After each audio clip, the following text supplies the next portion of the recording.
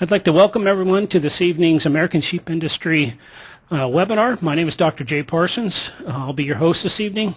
Very pleased to have with us Dr. Reed Redden of North Dakota State University to make a presentation titled Profitable Genetic Selection, How the National Sheep Improvement Program Can Help the U.S. Sheep and Goat Industry.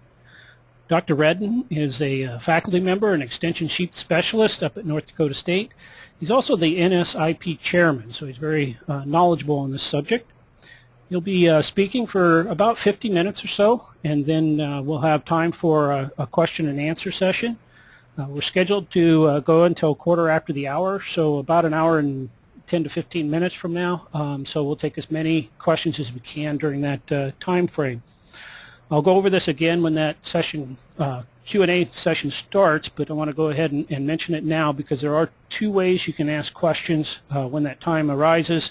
One of them is to actually type them into your question dialog box, which you should see over there on your control panel on the right-hand side of your screen, down towards the bottom, and you can do that at any time during his presentation. So if he has a slide up there and you have a question on that particular slide, you feel free to type it in while it comes to mind there.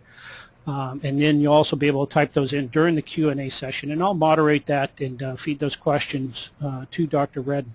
The other way you'll be able to ask him questions is to actually raise your hand, well, virtually raise your hand. And you can do that with the tabs that you'll see up on the left-hand side of your control panel up towards the top. At the very bottom, you should see a little hand symbol there. And when you click that, I will be able to see that you have asked a question or have a question to ask, and I can unmute your microphone, and you'll be able to ask that question directly of us. And anyway, when that time rolls around, we'll be able to do that. I should mention that in order to do that, you do have to have a microphone either connected to your computer or built into it internally. So with that, I think that we are just about ready to get started, and I would like to begin by, before turning the microphone over to Dr. Redden, I'd like to begin by thanking the American Sheep Industry Association and also the Rebuild the Sheep Inventory Committee for providing sponsorship for this evening's webinar. I'd like to invite you to visit the American Sheep Industry website to learn more about the organization. That URL is sheepusa.org. And when you go there, you will see over on the right-hand side of their homepage, I believe, up towards the top, there'll be a link to the Rebuild initiative. And if you go there, you can visit the Rebuild the Sheep Inventory Committee website, the Grow Our Flock information that is there, included in that information will be a link to recording for this webinar and also our past webinars, along with a lot of other useful information to help you be profitable and successful in the sheep industry. If you care to go to that directly, you are able to do that. They have their own URL, and that URL is growourflock.org. That's spelled GROWURFLOCK.org, and that'll take you directly to that site. With that, I'd also like to invite you to attend the upcoming ASI annual convention. And it's a little over a month from now, January 22nd to 25th in Charleston, South Carolina. That's probably the best way to get indoctrinated and learn a lot about the ASI information, materials, and all the resources that are available there.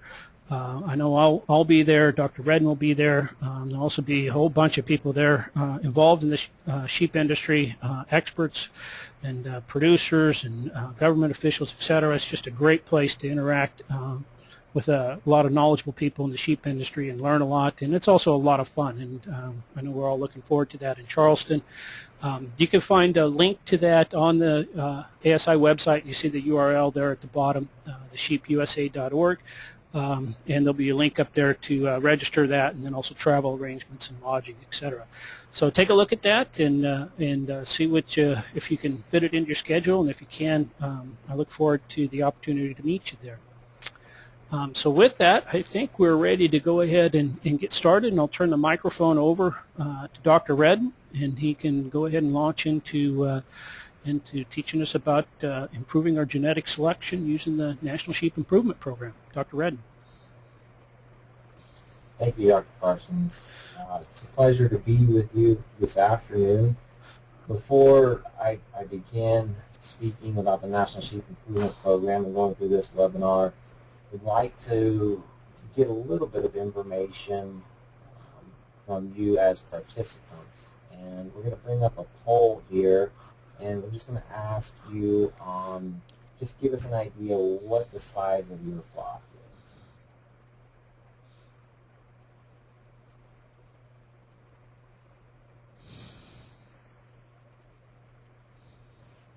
Just wait a few more seconds to give everyone time to go ahead and select one of the above.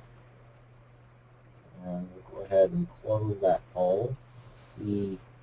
Learn a little bit about the audience.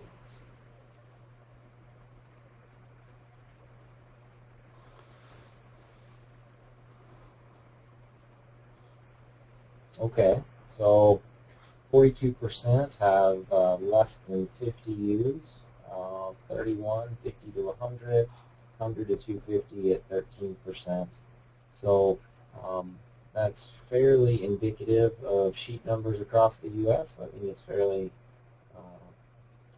good snapshot of our U.S. industry. We'd like to ask one more poll just to see about your experience level with the National Sheep Improvement Program, and just to see if you use the program or are currently using the program. So do you use NSIP for genetic selection?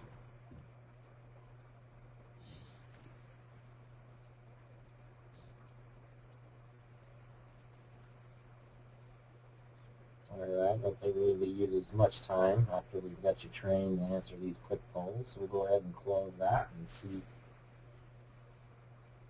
how many people are familiar with it. Okay, so 74% do not use the program, and 26% do.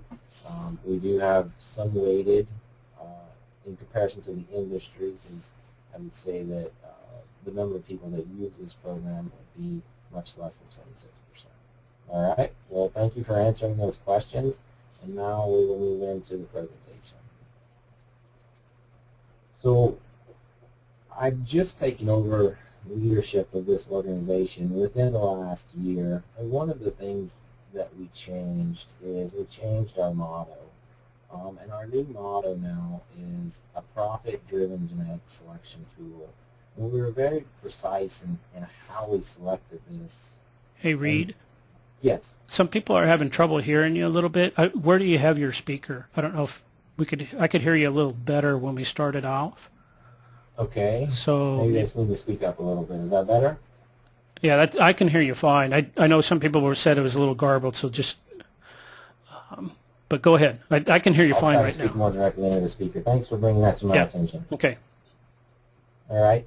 So we selected a profit-driven genetic selection tool because there's a lot of misnomers out there that the NSIP sheep, and they were termed NSIP sheep, and that would be from producers who participate in the program, are different from a lot of the other programs.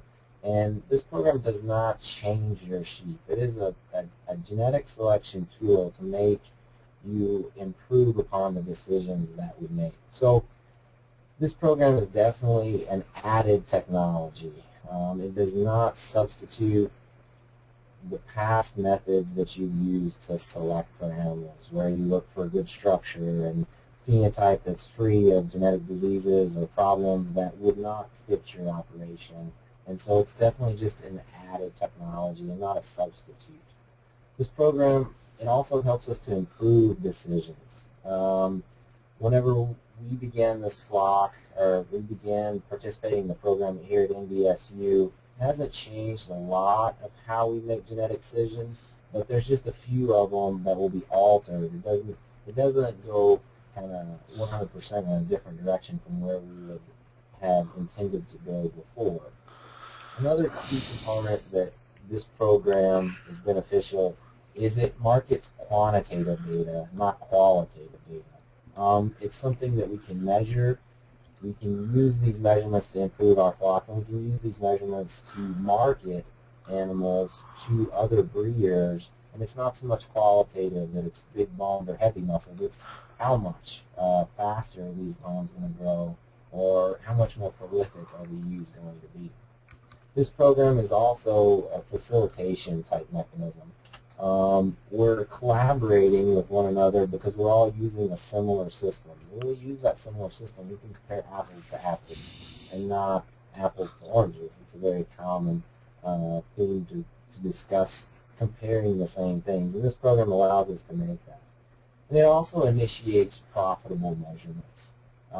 I grew up on a sheep and goat ranch in Texas, and we showed a lot of club lambs, but I never once recall going through and weighing lambs and attributing those back to ewes and making all the measurements and the things that really had a direct impact to profitable. And I know I'm just one person, but I presume that there's a lot of the sheep industry that doesn't take the time to really connect those measurements back to profitability, and this program allows us to do that. I'm going to speak a lot of from a scientist and also from someone who's kind of seeing different perspectives of the industry, but it's not just my vision that this program is quite essential for the sheep industry. The American Lamb Board funded a roadmap to give us some direction on how to improve and keep the sheep industry viable in the U.S., and one of their 4 main goals or objectives was productivity improvement. And within that goal, the #1 topic within productivity improvement was promote widespread producer use of quantitative genetic selection. And in the U.S., the National Sheep Improvement Program is the main program that we can use to accomplish this. So within the webinar, I'd like to talk a little bit about the past, present, and future of the program, and kind of discuss briefly, quite briefly, some quantitative genetic programs and other livestock species, go over some success stories within the program to show that it is currently working, and then maybe go over some nuts and bolts of the program depending on how much time we have. And we'll try and leave some time for questions at the end. So how about our past? This is a nonprofit program, and it still is, and it was formed by the sheep industry in the 80s. The American sheep industry was a player in it. It was also involved individual sheep producers and scientists within our land-grant system who helped develop this program. Initially, we developed EPDs, which are expected progeny differences. This, if you know much about the beef industry or the dairy cattle industry, they use a lot of EPDs. We used EPDs within this program for a number of years. However, in the late 2000s and early 2010s, we transitioned to sheep genetics, which is an entity within the Australian Meat Livestock Australia, and within that, there's LambPlan. And so we work directly with LambPlan, and we outsourced basically the calculations of EBVs to them with the impending retirement of David Motter, who was doing this previous to that. So EBVs are estimated breeding values, and that essentially is a measure of the animal's breeding value, whereas its offspring would be an EPD, so EPDs times 2 gives you an EBV. Sorry for all the acronyms, but I just wanted to get that out ahead of time. When we transitioned to sheep genetics, we also are now able to use software that we didn't have before, which has caused a few issues, but it's also improved the ability of a lot of producers to submit their data and get reports back without a lot of errors. Another good thing is it reports twice a month. So previously we were running maybe once a year, twice a year. Now we can get updated reports every 2 weeks or so. So some good things that have gone on. Presently, Mary Sorensen out of Iowa is our NSIP office staff. If you go to our website, www.nsip.org, you can find all of her contact information and the board of directors for the program. I'm the chairman. The vice chairman is Cody Heinke out of Wisconsin. Mary Langhuse is a Columbia breeder out of Montana. Jack McCready is also out of Montana, a Targhee producer. Our technical advisor is David Nodder, and another advisor, we don't know a good name for him, but Rodney Cott, a retired sheep specialist out of Montana, now living in Texas, helps out with the organization. Within the organization, each breed is represented by those that wish to participate. Our main breeds are represented, so the Polypay is John Carlson, Suffolk Dorset is Alan Cullum, Katahdin is Carl DeMapp, Hampshire's Dan Moracle, Tracy Rader is representative for the Targhees, and then Dan Waldron is representative for Rambouillets. Then Jim Morgan, who was our past chairman, is an at-large board of director and has been very helpful to keep the program moving. Hey, Reed. Yes. Is this? It sounds like it might have gone back to your other microphone. Are you sure that this is using the microphone we tested before we started?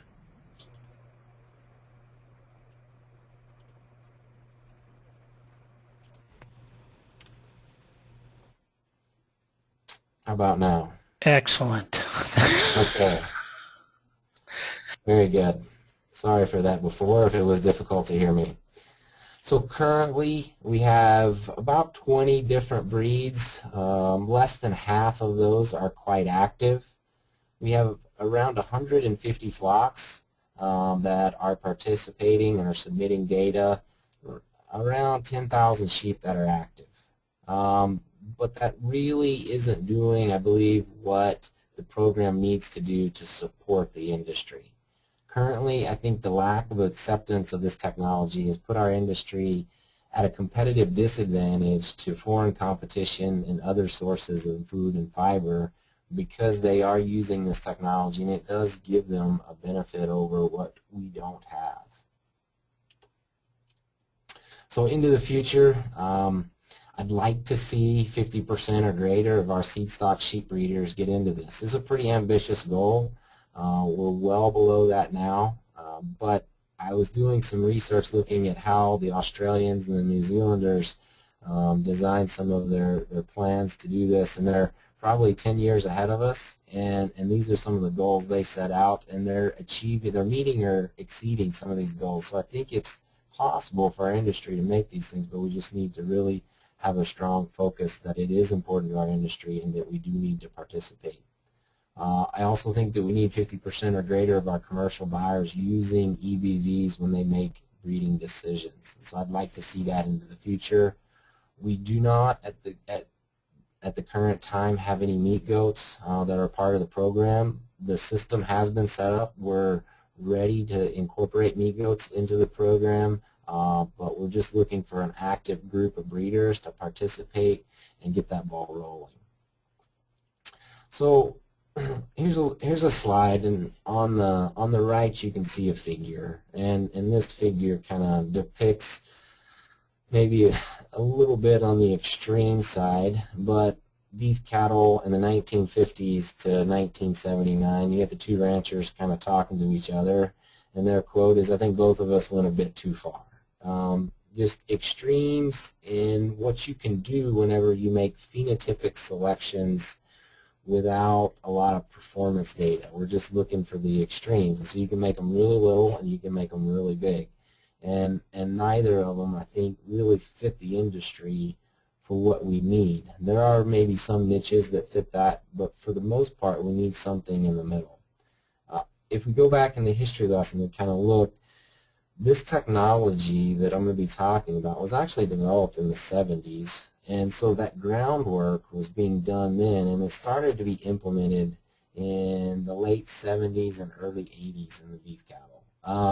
Commercial acceptance was slow. You could, as you imagine, a lot of breeders just didn't think that a computer could help them make management decisions and that everything needed to be done on the farm, and didn't embrace the technology, but a certain portion did. And those that did reaped the benefits, and kind of everybody else started to follow suit thereafter.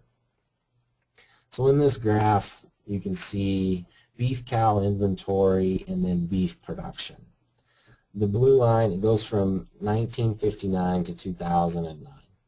And And starting with the blue line, you can see the blue line moving up to 1975, and that's when beef cow numbers hit their peak. But commercial beef production followed that. So the number of animals and the amount of commercial production kind of stayed in tune. As numbers started to drop in the mid-1970s all the way to the early 1980s, as cow inventory went down, so did beef production. But as this industry embraced technology, you can see that from 1984 to present, they're producing more beef with less cows. And I'm not saying that EPDs had everything to do with this, but they had a lot to do with it. There's other technologies, and so the main thing is we have to embrace technology, and genetic analysis is one of these technologies that our industry needs to address, or needs to accept. A very similar looking graph with the dairy industry. The Dairy Herd Improvement Association got started well before the beef breeds began with this, but if you go from 1985, and this actually projects to 2020, you can see milk cows slowly declining from 11 million to 9 million, yet productivity is increasing at a similar linear fashion in the opposite direction. So they're accepting technologies and using this to get better. Now, let's take a look at our industry. All right. So the green line across the top is lamb consumption by Americans. So from 1980 to 1990, basically consumption and supply fit together. So whatever we could produce, they consumed. Right? And then in the mid-1990s, in the blue line, is our U.S. production. That U.S. production starts to decline from the mid-1990s to date, yet consumption stayed up because that's when imports started coming in.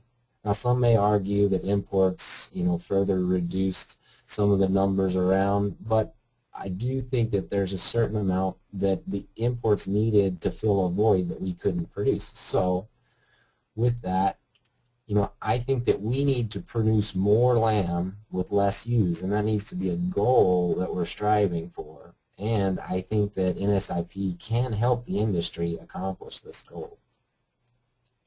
So now I'm going to move into some success stories. I'm kind of all about figures and numbers, so I'm going to walk through these slides. But this is over the last 9 years, from 2004 to 2013. And this is genetic trends for EBVs for kilograms, and I apologize that we moved to kilograms, but we are using Australian terms, so that's what they use. Kilograms of lamb weaned per ewe lambing in the polypay breed.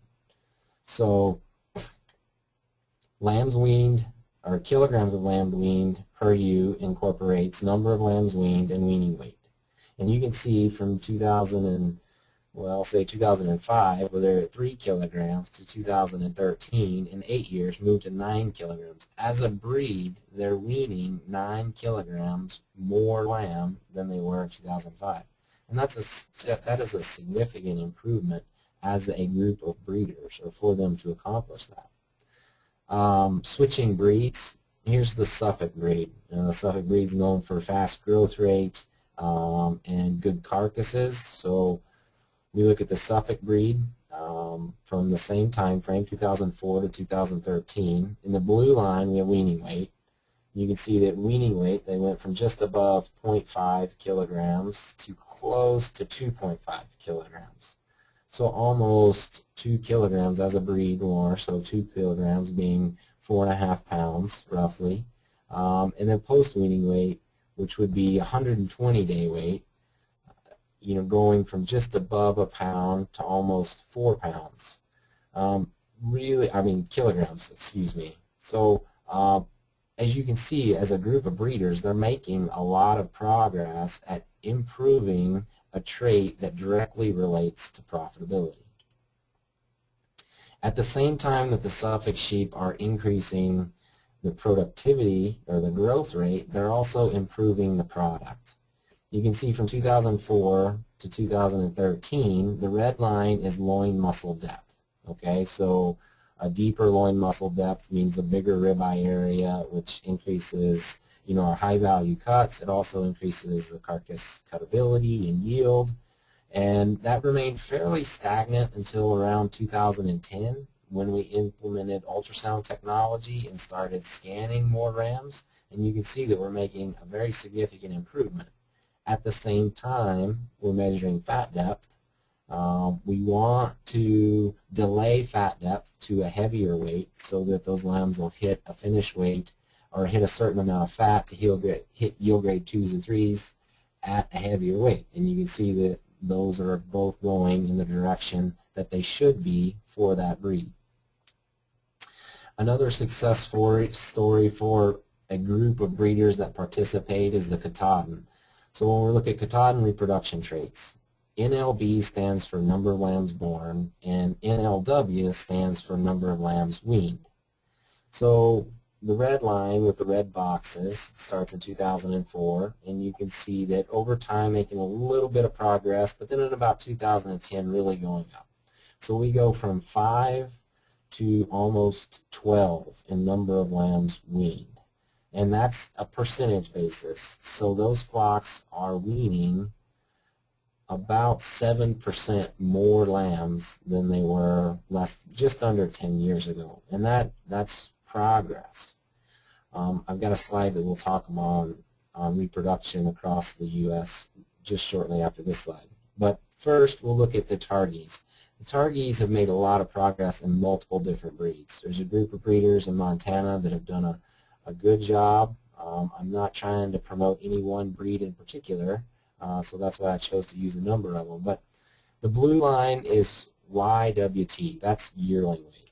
You can see yearling weights making steady progress over time, the blue line. The red line with red boxes, you can see, is just over 2 kilograms, and that's fleece weight. FW is fleece weight.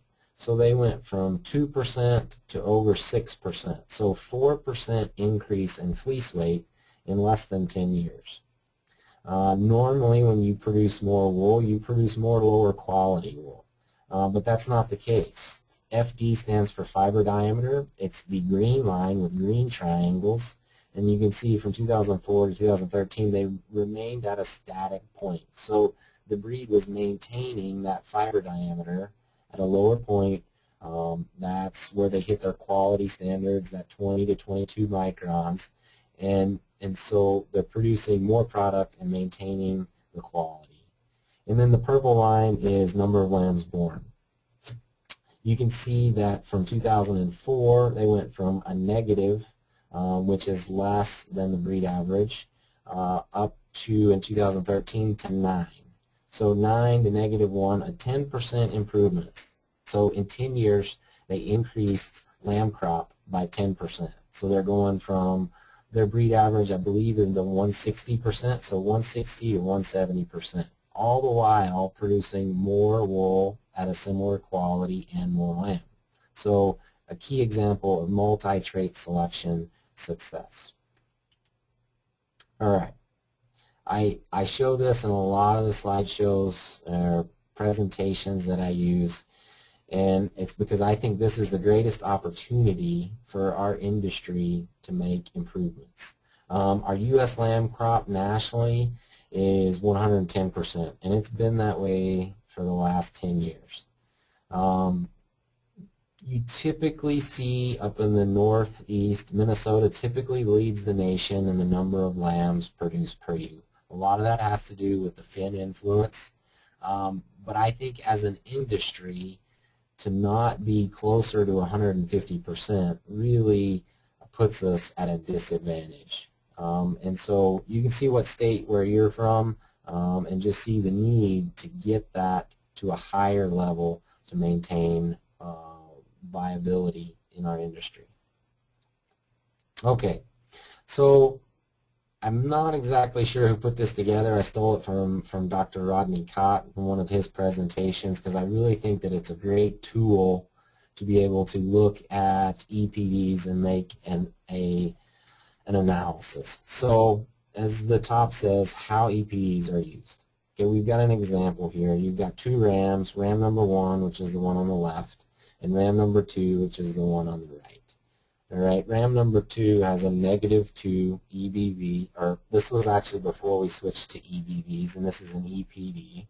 But ram number 2, or ram number 1 has a -2, and ram number 2 has a +3. The difference between those two rams is 5 pounds. So we would expect that ram 2 would wean lambs that are 5 pounds heavier than ram 1. So in the current lamb market, that equates to about $10 per lamb. So if ram number 2 sires 50 lambs for 4 years, he would generate approximately $2,000 more than ram 1 when just looking at his direct first generation offspring. You know, that's huge, because how often do you go to a ram sale, the ram that you want to buy because you like his phenotype, or even if you like his numbers, gets to $1,000 and you quit on him, and then you buy one for $400 just because he was cheaper. Yeah, you saved $600, but you lost $2,000. So you actually lost $1,600 by buying a more inexpensive ram.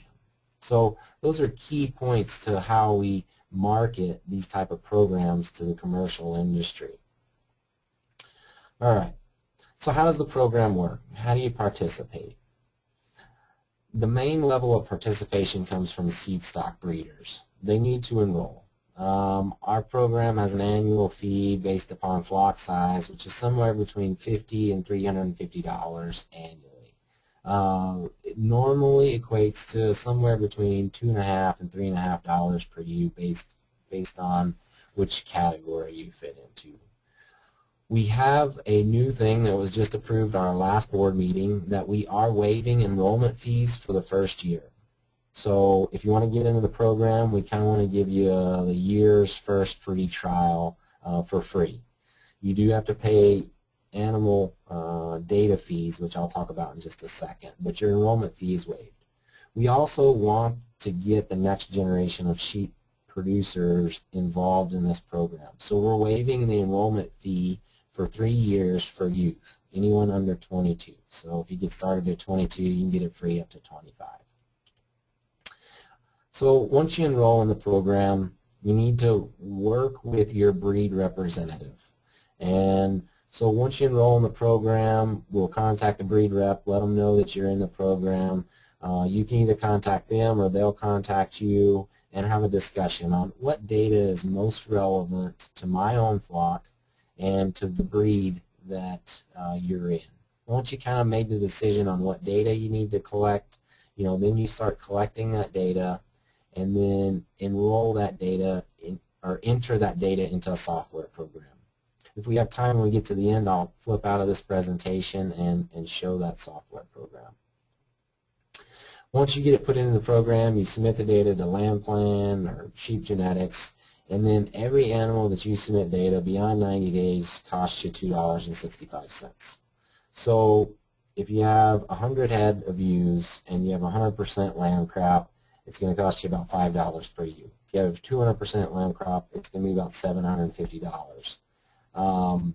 So, that seems a little bit expensive in the beginning, but once you start marketing rams and start adding value to those, you'll recoup those costs quickly. You may even recoup the cost just based on productivity improvements that you would see after selecting animals within your own flock that are more productive. Once that data is submitted to LambPlan, they produce the estimated breeding values for you, and then your role beyond that is to use those EBVs for marketing and selection.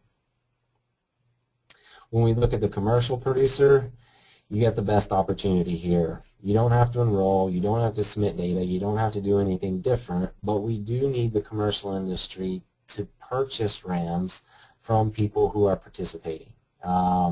If they don't start purchasing these rams, they can't, see the seed stock people don't see the value in it, and they can't recoup those costs. So purchase sheep with EBVs based upon what you need in your operation. If you have someone who's supplying your seed stock and they don't participate in this program, ask them to get a part of it. I'm not telling you to switch producers, and you don't have to buy just from flocks that are within NSIP. Actually, the program needs more people in it, so I encourage you to go ahead and talk with your current lamb buyers. I was going to try and get some data from the Montana ram sale. I couldn't get that in time, but the rams with EBV data going through their sale, they've done a lot of work with this program, and they're seeing a significant improvement. I don't want to quote any numbers, but it's definitely almost covering the cost of their flock enrollment fee with just one ram, the difference between one ram with data and one ram without. Okay, so what estimated breeding values do we have? I talked about some of them when we went through the slideshow. Some of that may have been tough to comprehend to begin with if you don't know some of these traits, but these are the growth traits that we have. A birth weight for lambs, if you have some dystocia issues, you might look for some negative birth weights, or if you have light birth weights and you're looking to get more vigor out of the lambs, you might select for a little bit heavier ones. Birth weight's not one of the bigger traits that we select upon within this program, but if you do collect it, it needs to be within 24 hours. Weaning weights, you collect weaning weights. It is kilograms, and it is a weight between 45 and 90 days of age. So this is really where our maternal influence comes. We don't want to weigh any lambs below 45 days because there's a lot of variability in lamb growth rate at that time, and we have a hard time adjusting for some things. So we want to wait until 45 to 90 days of age before we collect that. A maternal weaning weight is measured in kilograms, and it represents the dam's ability to raise a lamb heavier based upon the milk that she produces, not so much the growth that comes from the sire or the dam's genetics. And then post-weaning weight. Post-weaning weight is anywhere from 91 to 305 days of age. It is measured in kilograms, and this is, for most farm flocks, this is our target endpoint in lambs. Most of our western range flocks, they submit to post-weaning weight, and that's their more typical weaning weight because they might not wean those lambs till 150 or 200 days of age. Yearling weight, again, yearling weight in the western range, you're collecting that later on after you put them on some feed. It is in kilograms, anywhere from 290 to 430 days of age. Then we have reproduction traits. We have number of lambs born, which is expressed as a %, as well as number of lambs weaned. And we do those independently because they're different genetics that can select for the two different ones. Plus, a lot of our western range, we have a difficulty with the number of lambs weaned because of predation and other things, so they may just focus on number of lambs born. They are expressed as a percentage. So when you see those, if you see a positive 10, that means that a ram's daughters will produce 10% more lambs, or they'll produce 10 more lambs per 100 ewes. And that's the same for number of lambs weaned. Carcass traits, we present loin-eye muscle depth. It's in millimeters. For most farm flocks and range flocks, we're going to collect that as a post-weaning weight, somewhere 120 to 150 days of age. Whenever you collect that post-weaning weight, or somewhere around 300 days of age for the range. Fat depth, we're doing those in millimeters again, and that's going to be collected at the same time. And so we're just looking for those that will have a deeper loin eye, or you can actually go ahead and take ribeye area if you've been doing that before, or you understand how that works from the beef industry, and then switch that over to loin muscle depth. So you can do either of those. And then one of the things that the Katahdin breed focuses a lot on is parasite resistance. This is worm egg count. So either at weaning weight or your post-weaning weight, you would take a fecal sample, send that fecal sample off, and get a fecal egg count. And so those animals that have a lower fecal egg count than the average would be a superior genetic animal if you're selecting for worm or parasite resistance. So some wool traits that you can collect, fleece weight, which is presented as a percentage You would collect fleece weights for most of the range breeds as when they're a yearling. You would take a side sample from the ewe, send that off to get fiber diameter. We measure that in microns, and then also measure the staple length. And then to simplify things, because there's a lot of different traits. How do you select for all of them? We have indexes for each of our breed types. The Carcass Plus index is mainly for our terminal sire breeds. And what the Carcass Plus index does is it selects for positive post-weaning weight EBVs, positive eye muscle depth, and negative fat. And it rates those in such an order to where it fits with what someone would get paid if they were selling lambs on a grid basis or something close to a grid. The USA Hair, which is for the Katahdin breed, and the USA Maternal, which is mostly for the Polypay, have a very similar index. It has a positive weighting for weaning weight and milk, or maternal weaning weight, and then a positive for number of lambs weaned, and then a slight negative for number of lambs born. Trying to get more lambs weaned, not just born. And then the U.S. Range Index is probably one of the more complicated but more recently developed, looking for positive post-weaning weights because that's when those lambs are going to be weaned and sent to feeders. Positive for milk because we want the ewes to raise a healthy lamb. A negative on yearling weight. And this is one of the things that they're trying to get more productivity without increasing mature size. Positive on fleece weight, negative on fiber diameter, and then a positive on number of lambs born. That range index really pushes the number of lambs born. And if you recall back to the slide whenever I was talking about the Targies, you can see in the last 3 years they really increased the number of lambs born because they've been using this index. All right, so stepping back a little bit, we've got all these different things, but how do the numbers actually get generated? I'm going to try and discuss this. It's fairly complicated and how the geneticists develop models that do all this. But one of the things that you need to know as a breeder or a commercial buyer is how this program works. So lamb weaning weight. If you look at a group of lambs, the biggest lamb is always going to be the oldest lamb. It's always going to be the single. It's probably going to be out of a ewe that's 4 or 5 years old. It's not going to be out of a young ewe. And it's going to be a ram lamb or a wether and not a ewe lamb for the most part. So we need to make those adjustments so that we can compare all the lambs together. So we'll adjust them to a consistent 60 days of age for weaning weight. We'll adjust the twins that are born as a twin and raised as a twin. They get an extra 20%, approximately 20% weight, because we know that they will be 20% lighter than singles. If it's a young ewe, especially a ewe lamb, we're going to give those lambs some additional weight because we know that those ewe lambs are compromised and they can't raise as big of a lamb as a mature ewe. And then we're also going to give the ewe lambs 10%. Once we do all those adjustments, now we can just rank all the lambs based upon weaning weight. Once we rank them, we create a mean, and then we look at the difference from the mean, right? So that makes complete sense. If everybody's all on the same level, everybody above average should be superior, everybody below average should be inferior. But we only do these adjustments within a farm. Okay, we don't do cross-farm, and this is a common thing. Okay, because so it doesn't matter if the lamb's weaning weight is 80 pounds or 100 pounds, and it matters if the lamb was greater than the difference of its contemporary group. So you're only doing these adjustments and these factors within a farm or within the farm production system. It also doesn't measure lambs born in January versus lambs born in May because they have a different environment. It really confines that contemporary group or that lambing season to about 35 days.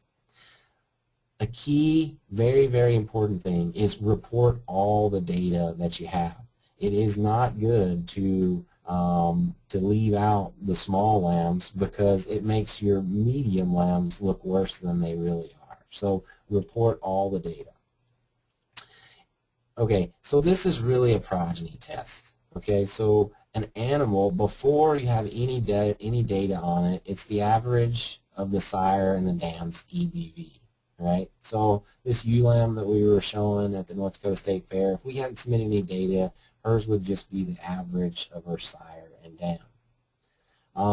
But the most important thing is sire and dam's EBVs are adjusted based on lamb performance compared to other sires and dams within that contemporary group, right? So the two polypay rams in the bottom, those two rams, if you bred one of them to have all his lambs in January and one of them to have all his lambs in March, you couldn't really compare them, and so their EBVs aren't tested.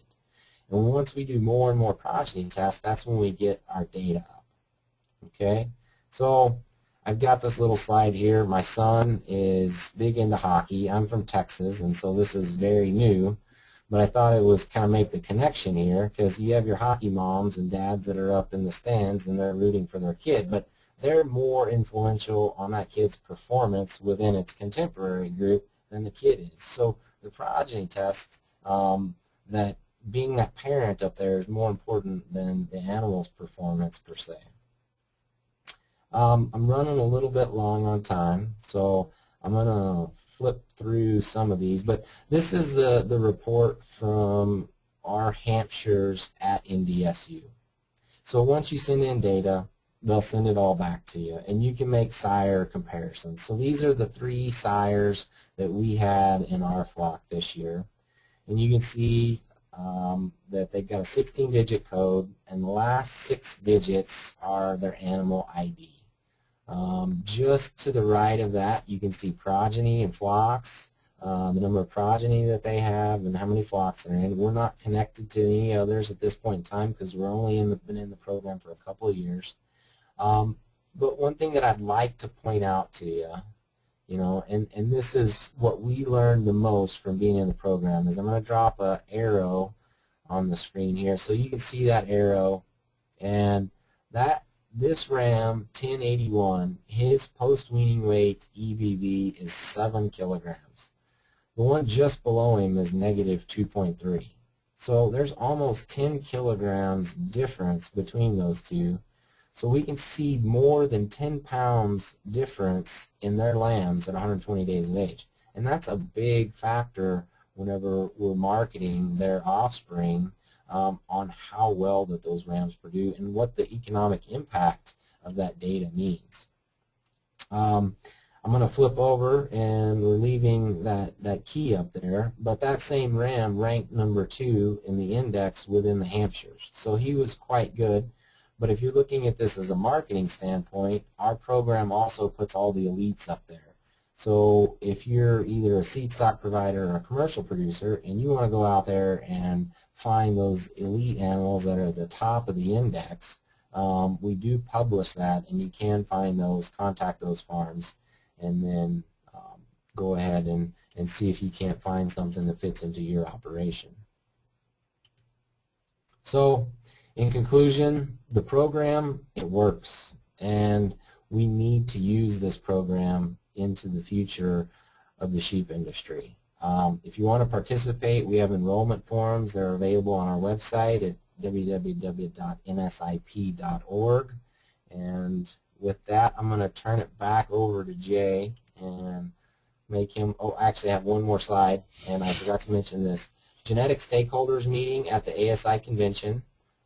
It's at 1 p.m. on January 23rd. If you feel like I didn't cover enough of this here and you need more information, there's a lot of very well-respected scientists that are going to be presenting at that genetic stakeholders meeting. And we're also having our board meeting during the ASI convention.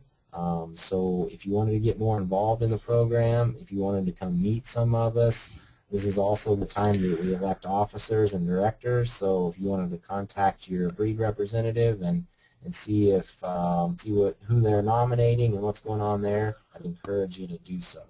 You can register for that at www.sheepusa.org. Jay? Yeah, thanks, Reed. once again, we'll go into the Q&A session. Some of you have typed in some questions here, and I'll get to those here in a second. But if you would like to ask your question directly of Reed, and you have a microphone either built into your computer or connected, feel free to hit that hand button and raise your hand, and I will just call your name out when that time comes and unmute your microphone. I got a question for you, Reed, and this is a softball question to get you started here. And that's the EBV versus the EPD. Everybody's used to seeing EPD in cattle, this EBV in sheep, that you're using. Would you provide a little more history behind that? Or, I mean, it's estimated breeding value, but yet everybody's looking for a value number, I guess. So go ahead. If you have anything to say on that that adds to it, that'd be great. Yeah, absolutely. EBVs are EPDs times 2. So an EBV, and actually beef cattle have estimated breeding values too, but they don't report those. They report EPDs because they feel that people can do the math a little bit easier. So if you understand what EPDs are, you just take an EBV and divide it by 2, and then that'll give you an EPD. So if you're more comfortable using it that way, you can. And it's a very easy calculation. For a lot of the EBVs that are in kilograms, they're fairly close to an EPD because you got to divide by 2 to get it to an EPD, and then multiply it times 2.2 to get it from kilograms to pounds. And so that may be confusing to some of you, and some of you math people are like, oh, great. Yeah, I didn't know there was going to be math tonight. Thanks. We do have some questions on those units because some folks were thinking that the values, the weights of were going to be in pounds for U.S. producers, and you were showing them in kilograms. So apparently there is some confusion out there about that. If you'd like to address that, that'd be good, because more than one person typed that in about reporting in pounds in the U.S. Okay. I'm glad that they brought that up, because you do report it in pounds into our software program. And I'm going to flip out real quickly. And so this may be difficult to see because my screen's big and it won't let me pull it all the way up. But this is Pedigree Master, and this is the program that allows me to enter in my data for our flock. So if I hit display flock, it'll bring up a flock, and then on the right side it has all the animals. And I know you can't see that because it's not highlighted enough, but you can see that there's one lamb highlighted, and up in blue he's 3026. So the last 4 digits are 3026. His sire is that 1081 that I commented on, and his dam is just below that. I'm going to flip to the carcass tab that's just at the bottom that I believe just popped up there. When we're submitting those weights, we do put those in pounds here, but when they come back as an EBV, they're in kilograms. Excellent. Thank you for that clarification. I know that helps a lot of people. There was a question on the software about any info on a Macintosh software program yet. I don't have any information yet. That's been a big difficulty with the program, is people with Macs can't run this software. It used to be that you could run a virtual PC and then run this, and I realize that that's a pain, and I'm sorry, this is not a decision that I made, but and so they've gone around it that way. In the past, we've also submitted data through Excel sheets, and then you could send those Excel sheets that are in the correct format to LandPlan. They're trying to discourage that, but I've got a meeting coming up with some people that are within LandPlan to see if we can't standardize that. We will work with people that are in Macs. We'll find a way to get it done. And for those that are a little bit computer illiterate, on our website we also have a list of people who will do data management for you. So if you want to write it down on a piece of paper on the back of a snooze can, whatever, and send it to them, they'll input the data into the program and generate the results and send them back to you. Okay. Along those lines, do those people or others like them provide training programs for breed representatives or people like that that would like to be trained in this? The data entry stuff and everything? Great question. Great question. We are going to have some trainings this spring. I haven't set any dates yet, but every breed has a representative identified, and then also every breed has mentors identified. And this spring we're going to do some more training of the mentors, and so every person that enrolls in the program will get a mentor that will help them go through the process. So if you have questions, you go to them. It may be your breed representative, it may be somebody else, but if you wanted to not be a mentor but go through the mentor training, just send me an email and we can get you a part of that training program. Okay. And here's a question related to a little bit on the EBV and the V in particular, the value piece, and that is that, you know, the NSIP was focusing on profitable selection, yet we got math here going on that's +1, +9 on yearling weights and things like that. So it appears at least that it's measuring output, not profit. You know, because profit being not just output, but output minus cost. So unfortunately, more output usually comes from more pounds, more feed, etc. How will the NSIP ensure that selection tools work for selecting profitable production changes? That's a good question, and we do have profitable measures because people have really wanted us to be more economic terms. But I agree with you, when you increase production, you're going to increase inputs to some degree. If you're in the program and you maintain your inputs consistent across all the animals within the flock, so you're holding inputs at a standard level, those that excel with a limited level of inputs should equate to a higher level of profit. That's not always easy. It becomes difficult, especially, you know, if we're selecting for rated growth and we're in a range situation where feed resources, or a grass situation where feed resources may not be able to support for that.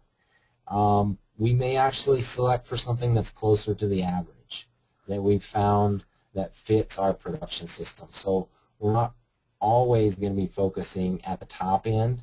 You know, you can find that data point that's going to work for your operation. Okay, very good.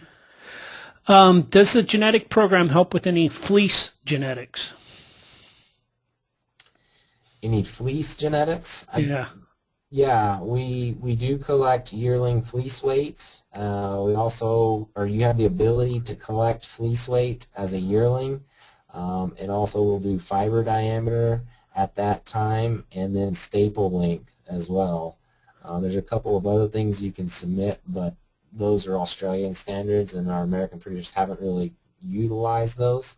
And so you can get EBVs to improve your fiber diameter, or decrease your fiber diameter, or increase your fleece weight, or staple length as well.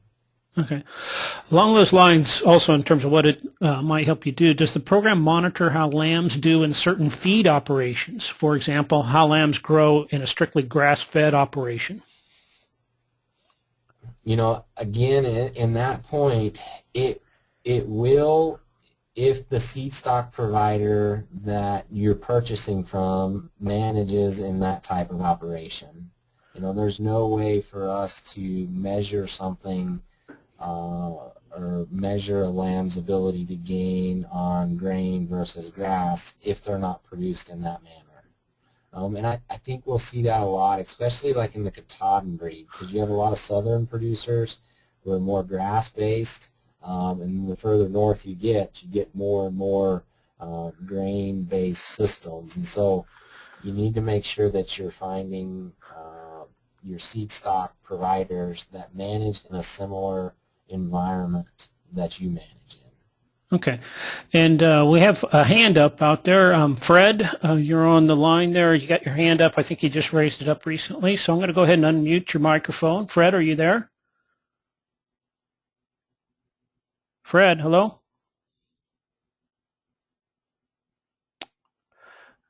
Apparently not. So I'm going to mute his again. Okay, Bev, is Bev out there? Hello, Bev? Yes. Probably my most important question is what areas are not filled in if you are a Katahdin breeder? I'm sorry, can you explain that further, please? Yes, I mean when you're using the Pedigree Wizard, which is a little confusing for me, which areas are not filled in? I know that the wool wouldn't be filled in because Katahdins are hair breed. Or what other areas would not be filled in?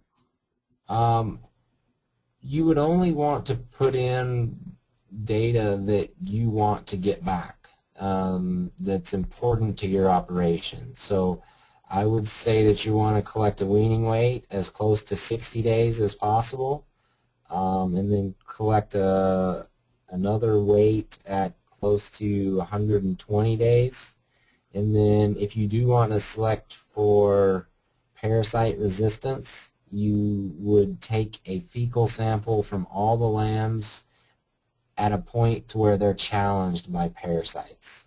So if you put in number of lambs, once you put in lamb IDs and they're from a sire and a dam, it's going to calculate all of your number of lambs born and number of lambs weaned and everything there. So I would say the only thing that you absolutely have to have is you know, your birth rate, so you're getting the animals in, and then a weaning weight. Okay, thank you. Okay, thank you, Bev. We have a question from somebody that started using the NSIP in 2012. They have about 50 ewes. Last year's ram was linked to an NSIP flock, but only 2 ewes were linked to their flocks. So the question is, how many generations will it take for me to have enough accuracy to have confidence to start using the numbers in replacement selection and ewe culling? The program is going to go ahead and make an in-flock analysis regardless of how well you are connected to another. So if you're making in-flock decisions, I wouldn't be worried at all. I would think the data is going to be fairly sound. For every EBV, there will be an accuracy, and that accuracy can be anywhere from 25% to 100%. At 100%, that's what we call the true breeding value of the animal. But for growth traits, anything above, and I'm generalizing here, but for growth traits, anything above, say, 75% is fairly accurate, and for reproductive traits, anything above, say, 50% is pretty good. Okay, thanks. And then somebody that was in the NSIP under the old program but was not able to convert to the new lamb plan version, how would they go about joining again? And probably just as important to them, would their old data still be active? Their old data will be active. If they were in the program before and they enroll again and use their same flock ID number, which is the first 6 digits, once you get in, and if you're going to be using Pedigree Master, the lamb plan or the Australians will actually send you the software with all your data preloaded in it. Excellent. And then somebody wants to know about the software itself. Does it come with the enrollment, or do you have to pay extra for it? It is freeware, so it does come with the program. There are other programs, there are other software programs that may do a better job for other entities with the farm.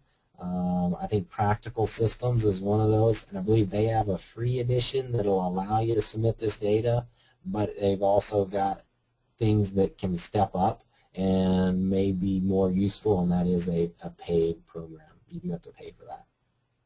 Okay. Okay. Go ahead. Oh, I have some visions. At some point in time, I'd like to get to a more web-based deal where people don't have to have software, Mhm. where you could just go to a website and log in and start submitting data there, and it's kept up in the cloud or somewhere else, and it's not based upon a computer, and you can access it from any of your devices anywhere. But I don't know how long it's going to be before we can get that, or if that's even a reality. That's a Okay. pipe dream of mine. Yeah, because somebody asked about even open source. Is there an open source spec for input? It's like people that are using Linux and that type of stuff to get data into the system. And I'm guessing that question is no at the moment, other than sending in spreadsheets and having somebody do it for you. Correct, yeah. Okay.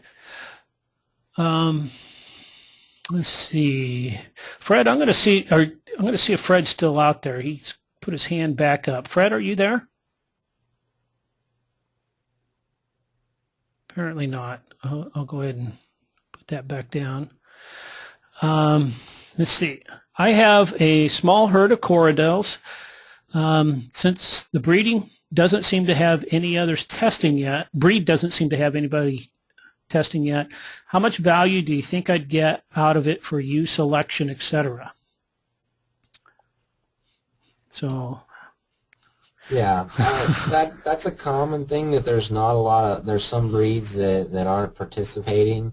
I think as a breed, somebody's got to start somewhere and get going. I do believe that there's a lot of value in it, even if you're doing a within flock analysis, not just for the marketing standpoint, which could be beneficial, because if someone comes in and they understand data, understand these programs, you can probably recur your cost just in one buyer. But just doing in-flock analysis, we have a couple of producers, very large producers, that run multiple thousand ewes, and they'll actually just use their purebred line in NSIP just to generate the rams for their own flock. So they don't connect in at all, and they see a lot of value in the program just through that setting. But not saying that you have to have 1,000 ewes before it'll make a difference within your own flock. I think it will, and I believe that you'll pick up on others as you get participating. okay, very good, because I had several people ask about that. What are the levels of accuracy for some of the more common traits being collected by some of the larger breeds that are participating in NSIP? Okay. Let's see if we can't get back to this slide. So waiting for this one to come back up. It may be a bit difficult to see, but the top indexing ram in this report for the Hampshires, his birth weight, weaning weight, post-weaning weight were all between 75 and 80% accurate. His maternal index was 35.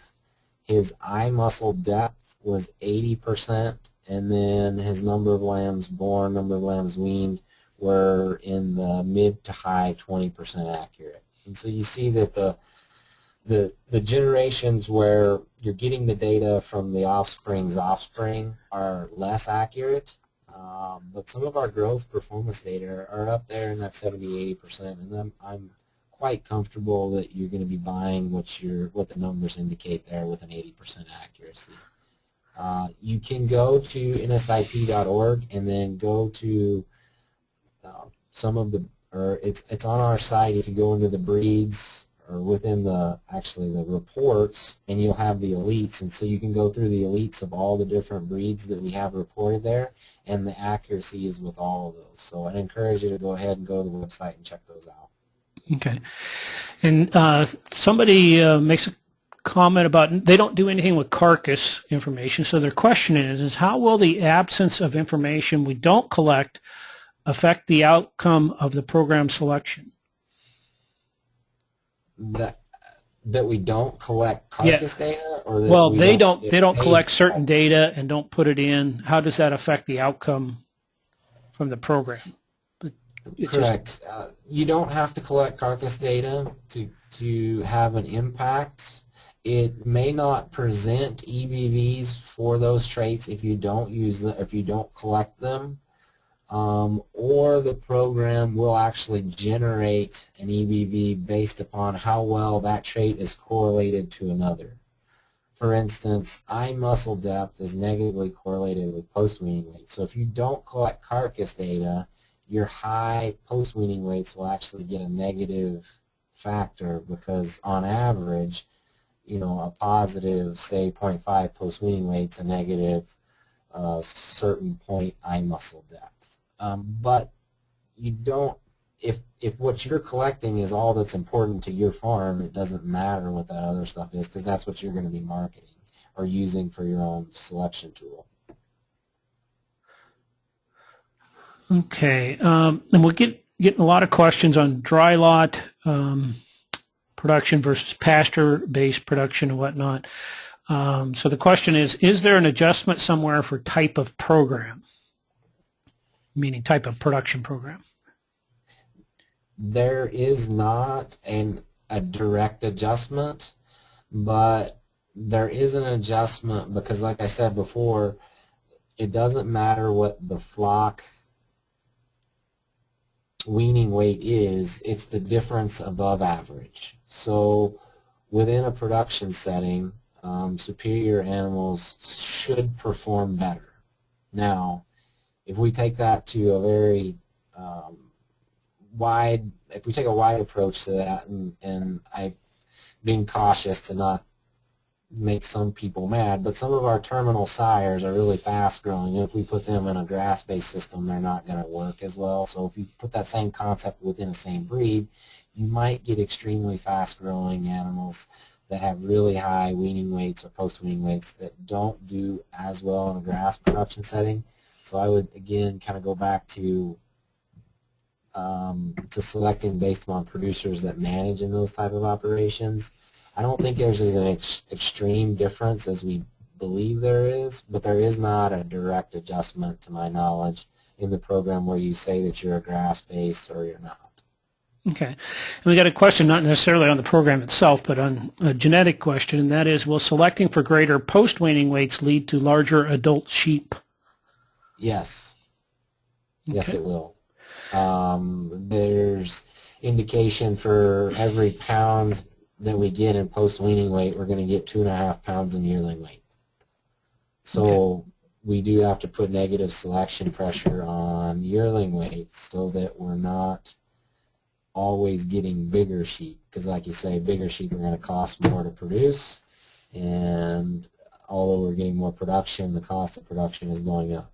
But that's been clearly done using this technology in the Angus breed. I've seen some things on that their yearling weight, which again they mature at a later time, their yearling weight is still increasing linearly, but their mature weight has stabilized. So if you allow for those selection pressures to do that, it can be accomplished. But yes, if you don't pay attention to it, just bigger post-weaning weights will increase in higher mature weights. Okay. And Bev, I see you have your hand up again. Did you have another question? Are you there, Bev? Yes, thank you. Yes. I'm very interested in receiving training on this, and I'm not sure. I got home late, so I didn't get to hear everything. How do I sign up for the training for this data management? You just send me an email or contact our office at either info@nsip.org or office@nsip.org, and just say that you wanted to receive the training. What breed are you working with? Katahdins. Okay. All right. And there's a list of mentors out there as well that may be able to help you. Okay. As you move along. But if you send us an email when we do those trainings, we can definitely put you on the list. All right. Thank you. Okay, thanks, Bev. And we have a good question here on near purebred. It says they have a black place flock that's approximately about 7/8 Hampshire, but not purebred. They say, can I put the near purebred lambs in the program, or is it just for purebreds? This is not, you do not have to be registered in the program. We are going to discuss this at ASI. And it's my opinion and a couple others that if they are consistent with the breed and you're not crossbreeding, that you can get in the program without being registered or being 100%. And 7/8 is kind of the number that we're using. If your 7/8 or better, you can get into the program, into that breed. Okay, very good. And I can answer this question if you want. I'll read it to you if you want to respond to it. But somebody want to know, will this lead to implementation of EID ear tags? This is becoming mandatory in Australia in the near future. And well, if anybody's wondering about that, the Animal ID program, as I call it, because it's had different names over the years, is now the Animal Disease Traceability, or ADT program coming out. And for the sheep industry currently, it's basically our scrapie regulation. So that's where that is with that, if you're worried about that side of it. As far as this goes with Land Plan and National Sheep Improvement Program, and correct me if I'm wrong, it's purely up to you if you want to use EIDs to manage your flock. It's not connected to it directly in terms of anything that you'd have to do. Is that correct? That is correct. Okay. So it can make it a lot easier for you if you choose to do it, but it's up to you. Let's see. For those of you that are asking about the webinar being available, this is being recorded, and we're going to need to wrap up here in just a moment. I do have a couple more questions that I'm going to ask Reed, and then we'll wrap it up, but it is being recorded and will be available later for viewing. Oh, shoot, that one I already asked. Sorry, I missed that. How difficult is it to scan or to find someone to scan for loin depth and fat?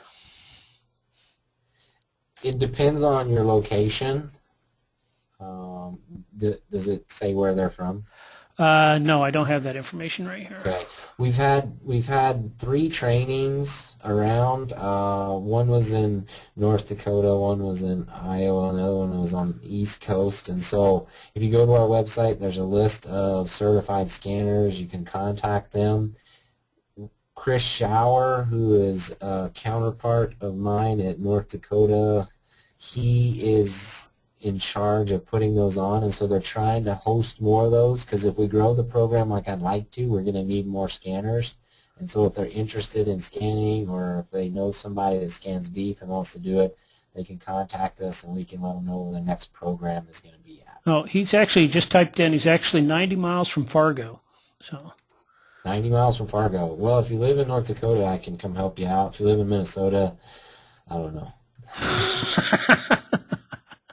We do that in the state, trying to get more people going. So we do some of this in our state, but there are some certified scanners in this area. So check that website, and if they can't find somebody that's on that list, have them contact me, and we'll see what we can do.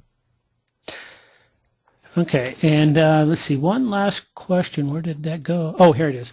Won't selecting for negative fat lead to harder keeping brood use and higher inputs?